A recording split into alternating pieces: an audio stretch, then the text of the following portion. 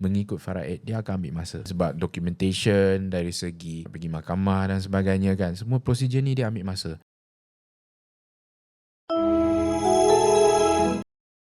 Tanggungjawab kita adalah macam nak jual, nak promote hibah dekat kepentingan hibah dekat klien kita. Kalau untuk Wan, apa yang Wan selalu ceritakan dekat klien, kenapa pentingnya kena ada hibah ni? Hibah ni penting kalau kita ada tanggungan. So macam for example suami atau isteri ataupun anak-anak ataupun parents yang dependent financially dengan kita lah, kita punya income. So if suddenly kita tak ada, then mungkin maybe kita ada savings, tapi savings kita sama ada cukup ataupun tak cukup lah. Dan kita punya harta warisan dia akan ambil masa untuk tukar nama kepada ataupun diberikan kepada ahli waris. So hibah ni adalah cara yang lebih cepat untuk kita dapatkan financial relief lah. So bantuan kewangan segera untuk waris kita hidup dengan tak terganggu. Tak terganggu dari segi kewangan lah.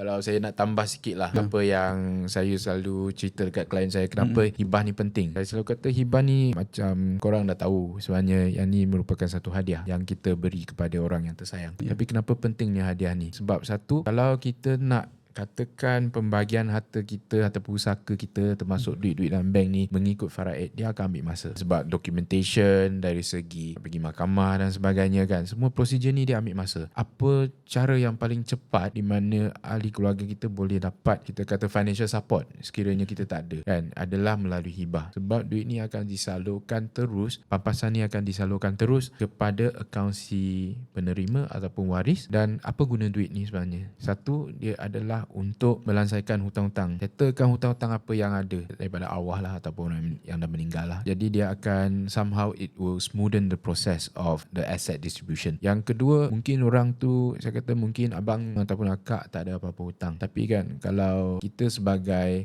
orang yang mencari rezeki, nak cari duit untuk rumah dan sebagainya, tiba-tiba kita dah tak ada. So ahli keluarga kita dia perlukan masa untuk build up balik, untuk to restart everything. Jadi duit yang ada ni, duit yang sedia ada ni, dia sebenarnya secara langsung dan tidak langsung membantu orang yang kita tinggalkan untuk ada, bagi saya dia macam satu safety net ataupun room to breathe during the grieving period, yang dia orang boleh ambil masa untuk buat perancangan yang lagi bagus. Macam mana saya nak recover balik, macam mana saya nak cari kerja, nak hantar anak pergi sekolah mana. So dia akan ambil masa lah. At least ada masa dalam setahun 2 tahun dia tak perlu bekerja, just untuk ambil masa untuk planning masa depan dia macam mana. Jadi our package it this way lah. What is the benefit of having hibah?